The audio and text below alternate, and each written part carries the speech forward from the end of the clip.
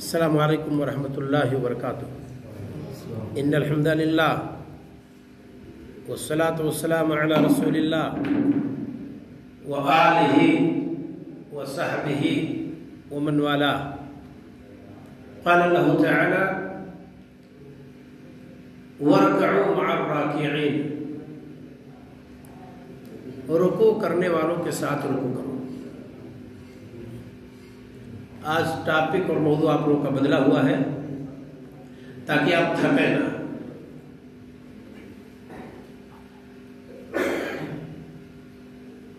کیا مطلب ہے کہ رکوع کرنے والوں کے ساتھ رکوع کرو؟ بہت سارے مفسرین نے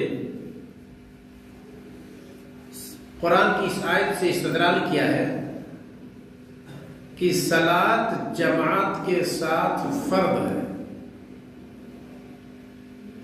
کیسے یہ استدلال کیا گیا اس آیت سے؟ وَارْكَعُوا، ارکعوا کا جو لفظ ہے، ورڈ ہے، یہ فعل امر ہے جس میں طلب فعل پایا جاتا ہے، یعنی کام کا کرنا جس میں طلب کیا جاتا ہے، اور مطلق طور پر یہ وجوب کے لیے آتا ہے اگر کوئی چیز اس وجوب سے ہٹانے والی موجود نہ ہو تو۔ اب جب اس آیت کو ہم دیکھتے ہیں کہ اللہ کا حکم ہے کہ رکوع کرنے والوں کے ساتھ رکوع کرو، اور ہمارے نبی صلی اللہ علیہ وسلم نے پوری زندگی صلاۃ با جماعت نہیں چھوڑی، اس کا مطلب یہ ہے کہ آپ صلی اللہ علیہ وسلم نے اپنے کردار سے بھی بتلا دیا ہے کہ جماعت کے ساتھ صلاۃ ادا کرنا فرض ہے۔ یہ ایک استدلال ہے ورکوع مع الراکعین سے۔ میں کہنا کیا چاہتا ہوں، آج جماعت کے ساتھ صلاۃ ادا کرنے کی بڑی اہمیت ہے، کتاب و سنت میں اسے اجاگر کیا گیا ہے۔ ہمارے نبی صلی اللہ علیہ وسلم کا زمانہ تھا، عبداللہ ابن ام مکتوم اندھے صحابی تھے،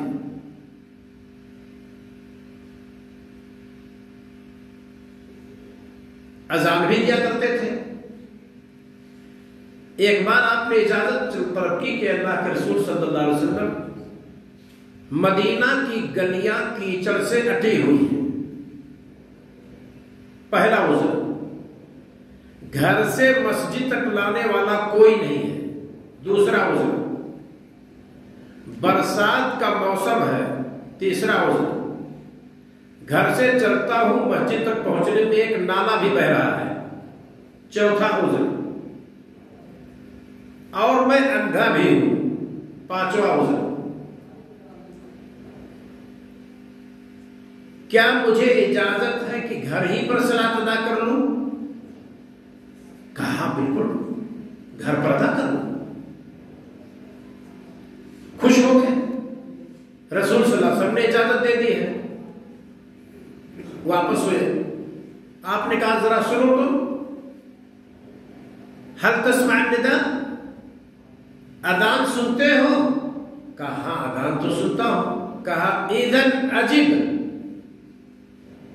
تب پھر آنا ہوگا، تب پھر اس دائی کی دعوت کو قبول کرو جو کہتا ہے حی علی الصلاۃ، آؤ صلاۃ کے لیے، حی علی الفلاح، آؤ کامیابی کے لیے، تو پھر اس کو قبول کرنا ہوگا۔ یہ 5 عذر آج جس کے پاس ہو اور وہ جیسے عالم فتویٰ دے کہ آپ کو آنا ہوگا، تو سوسائٹی کے لوگ کہیں گے اس پر تو ظلم ہے، اور یہ ظلم نہیں تصور کیا گیا۔ اور رسول صلی اللہ علیہ وسلم نے کہا کہ نہیں، اگر اذان سنتے ہیں تو مسجد میں آپ کو آنا ہوگا۔ ہم ہیں نہ تو اندھے ہیں، نہ ہی برسات کا موسم ہے، نہ ہی ہماری گلیاں کیچڑ سے اٹی ہوئی ہیں، اور ایسا بھی نہیں ہے کہ کوئی پڑوس کا نماز کے لیے نہ جا رہا ہو کہ بھئی ہمیں بھی لیتے کا دور بھی نہیں ہے، آپ کے اور گھر مسجد کے بیچ میں کوئی نالا بھی نہیں ہے، پھر ہم اپنے لیے یہ درست کیسے سمجھ لیتے ہیں کہ مؤذن کی آواز ہمارے کان میں گونجتی ہے اور ہم بیدار ہو جاتے ہیں، پھر بھی پیر پھیلا کے سو جاتے ہیں اور مسجد میں نہیں آتے ہیں؟ ہمیں اور آپ کو یہ اجازت کہاں سے مل جاتی ہے؟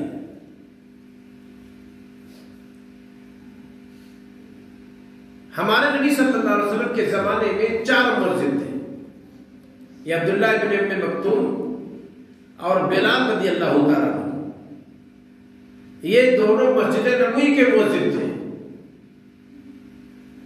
اور سعد القرظ یہ مسجد قباء کے مؤذن تھے، اور ابو محذورہ رضی اللہ تعالیٰ عنہ یہ مکہ کے مسجد حرام کے مؤذن تھے۔ یہ رسول صلی اللہ علیہ وسلم کے 4 مؤذنوں کا نام ابن قیم الجوزیہ رحمہ اللہ نے اپنی کتاب زاد المعاد میں ذکر کیا۔ انہی میں سے عبداللہ ابن ام مکتوم تھے، انہی کا تذکرہ ہوا ہے عبس وتولی ان جاءہ الاعمی، پیٹھ پھیرا، ناک ہو چڑھایا، چہرہ بگاڑا، اس بات پر اس کے پاس اندھا آیا تھا۔ نبی کو خطاب کیا گیا ہے، یہ ایک قسم کی سرزنش ہے نبی صلی اللہ علیہ وسلم کے لیے، ادب دلانا ہے کہ آپ ایسے ہو گئے ہیں کہ دوسرے لوگوں کی دعوت کی خاطر ایک اندھا آتا ہے تو آپ پرگردانی کرتے ہیں، ایسا نہیں ہونا چاہیے۔ یہاں مفسرین نے یہ بھی کہا ہے کہ اگر تذلیل مقصود نہ ہو، کسی کی مذمت مقصود نہ ہو، تو اس کے عیب کو آپ ذکر کر سکتے ہیں۔ اللہ تعالیٰ کو نام معلوم تھا، اللہ تعالیٰ رجل بھی کہہ سکتا تھا، ایک آدمی آیا، لیکن اللہ تعالیٰ نے اعمیٰ کہا، اندھا آیا۔ آپ کے گاؤں میں 2 عبداللہ ہیں، ایک پیر کے معذور ہے، ایک معذور نہیں ہے۔ کسی نے سوال کیا کہ میں عبداللہ کے گھر جانا چاہتا ہوں، اور کون؟ وہ لگڑے؟ کہاں؟ ہاں لگڑے۔ اب اس بتانے والے نے اگر یہ پوچھ لیا اور آپ نے کہا ہاں وہ لگڑے، تو اس کو تذلیل نہیں کہتے۔ عبدالسمی نام کے 2 آدمی ہیں، ایک گونگا ہے، ایک صحیح ہے۔ کسی نے آ کر کے گاؤں کے شروع میں پوچھا، بھائی مجھے عبدالسمی صاحب کیا لگا؟ ابھی عبدالسمی جہاں تو ہیں، کہ وہ جو گونگے ہیں۔ اب ایسے مقام پہ صفت کا تذکرہ جبکہ مقصد تذلیل نہیں ہے، آدمی کی مذمت نہیں ہے، تو اس کے عیب کو ذکر کیا جا سکتا ہے۔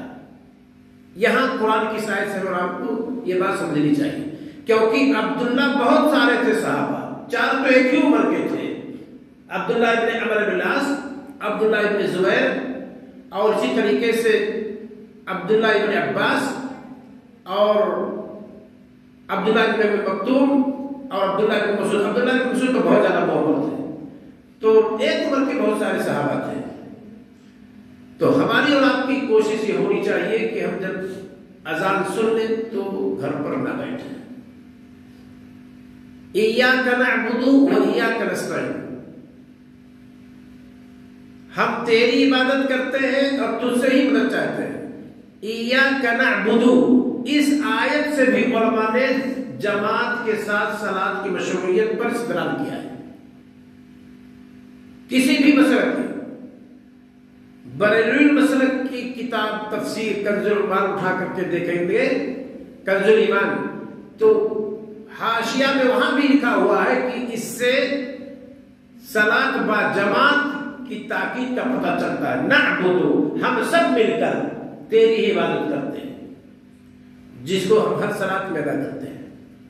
تو کہنا صرف یہ ہے کہ جب ہم اذان سنتے ہیں تو پیچھے نہ رہیں۔ 2 بات اور ذکر کروں گا۔ منافقین دکھانے کے لیے آتے تھے نماز پڑھنے، مقصد اللہ تعالیٰ کو خوش کرنا نہیں ہوتا تھا، لیکن وہ بھی عشاء میں اور فجر میں آتے تھے۔ کیوں آتے تھے؟ کیونکہ عشاء اور فجر میں جماعت اگر چھوڑ دیں گے تو پردہ فاش ہو جائے گی، یہ پتہ چل جائے گا یہ تو نفاق ہے۔ جماعت سے پیچھے رہنا یہ تو منافقت سے پردہ اٹھ جائے گا. اس وجہ سے مجبوراً وہ آتے تھے مسجد نبوی میں، عشاء میں بھی، فجر میں بھی. اس وجہ سے ہمارے نبی صلی اللہ علیہ وسلم نے فرمایا سب سے مشکل صلاۃ منافقین کے لیے عشاء کی صلاۃ اور فجر کی صلاۃ ہے. ہم منافق نہیں ہیں. ہمارے نبی صلی اللہ علیہ وسلم نے کیا کہا؟ عشاء اور فجر کی صلاۃ منافقین کے لیے بھاری ہے. اس کا مطلب مومنین کے لیے بھاری نہیں ہے. اس کو مفہوم مخالف کہتے ہیں.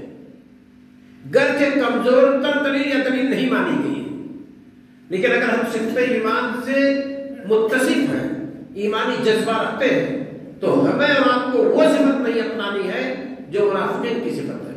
اور علماء اصول فقہ کہتے ہیں کہیں کہا جائے یہ شیطان کی صفت ہے، یہ کوے کی صفت ہے، یہ گدھے کی صفت ہے، یہ کتے کی صفت ہے، یہ حمار کی صفت ہے، تو وہ گویا کہ حرام ہے. ان انکر الاصوات لصوت الحمیر، سب سے بری آواز گدھے کی آواز ہے. کیا مطلب؟ یوں ہی بغیر کسی لے کے چلانا چیخنا بغیر ضرورت کے منع ہے. نقر الغراب، کوے کی طرح چونچ مارنے سے روکا گیا، کتے کی طرح ہاتھ قربان میں پھیلانے سے روکا گیا. اس کا مطلب جو مثال دی گئی یہ حرام ہے ایسا کرنا. یہ ہمارے نبی صلی اللہ علیہ وسلم کی حدیث میں قرآن کریم میں موجود ہے. تو اگر یہ کہا گیا ہے کہ یہ صفت منافقین کی ہے، اس کا مطلب ہمیں اور آپ کو روکا گیا ہے کہ آپ جماعت سے پیچھے نہ رہیے اور آپ پر بھاری نہیں ہونی چاہیے.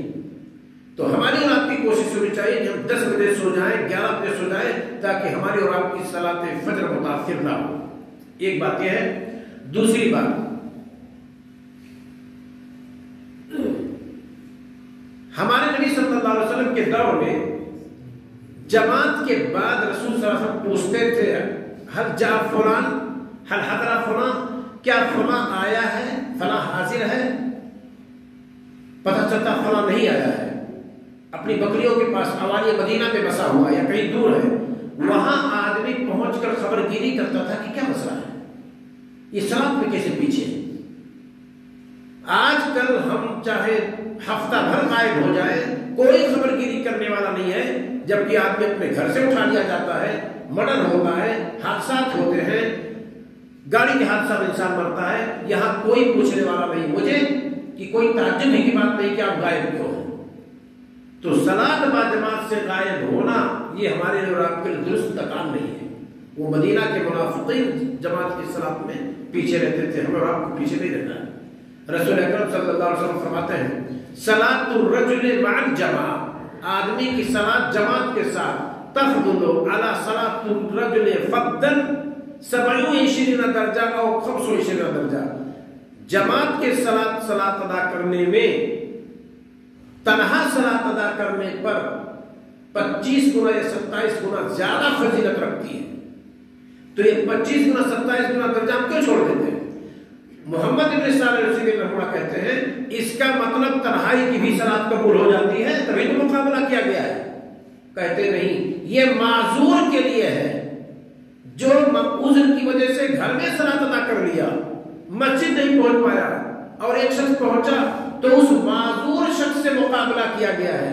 اور ایک شخص جو صلاۃ بغیر کسی عذر کے مسجد میں ادا کرنے نہیں آتا، گھر ادا کرتا ہے، تو اس کا مقابلہ ہی نہیں ہے. ان کا کہنا یہ. تو اس کو اچھی طرح سے سمجھیں کہ صلاۃ جماعت کے ساتھ ہم نہ چھوڑیں، اس میں بڑی فضیلت ہے. حی علی الفلاح، اگر غور کریں آؤ کامیابی کی طرف. غربت پہچانی جاتی ہے، کوئی بیمار ہے اس کے لیے دعائیں کریں گے، پریشان حال ہے اس کے لیے دعائیں کریں گے، گھر پر کوئی حادثہ ہوا ہے لوگ دعائیں کریں گے، تمام مسلمان مل کر حل کریں گے. آج کل کے دور میں تو کہیں زیادہ ضرورت ہے کہ ہر مسلمان 5 وقت کی صلاۃ میں موجود رہے تاکہ خبر گیری کی جا سکے کہاں ہے، کون ہے، کس حالت میں ہے. اور یہاں ہم مہینوں غائب ہو جاتے ہیں، 15 دن غائب ہو جاتے ہیں، ہفتہ غائب ہو جاتے ہیں، کوئی خبر گیری کرنے والا نہیں ہے. وجہ یہ ہے کہ ہمارے یہاں کوئی دستور ہی نہیں کہ جماعت میں آئے. لہٰذا ہماری اور آپ کی کوشش ہونی چاہیے کہ ہم صلاۃ کو جماعت کے ساتھ ادا کریں. اللہ رب العالمین ہمیں اور آپ کو اس کی توفیق عطا فرمائے. السلام علیکم ورحمۃ اللہ وبرکاتہ.